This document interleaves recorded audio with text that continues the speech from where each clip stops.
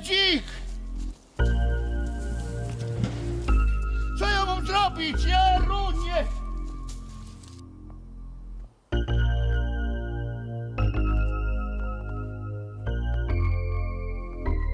Hopy, pójdźcie sam do mnie!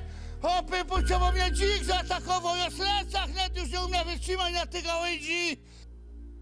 Hopy! Pójdźcie sam ku mnie! Hopie! Czekaj, ten Boże wyciął. Każ tam los na tę gałęź. Dobra. Czekaj na szybko. Rozłać ci.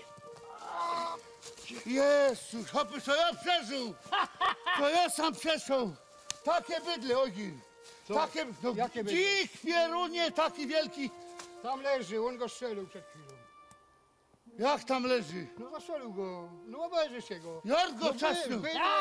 Pierunie, to dobrze, żeś go... Hopie, co ja sam miał z nim? On durnami atakował mnie. No coś ci nic nie zrobił. Ojca, obejrzysz On te nic nie bydle. zrobił. No obejrzyj go, on tam, o tam leży. Pierunie, to jest inszy, ty, taki mały. To, jak to mnie gonił, to było bydle takie. To ci się tak zdawało. Zdawało mi się podobno. Ja. A on szał na mnie, choby czołg piernie. Pójdź, idziemy go teraz patrosić. Co, zesnąć go? No trzeba go puścić mu Ty to bierz robił, ale... Kto? No to idziemy obejrzeć, to obejrzę, jak się to robi fachowo, wiesz?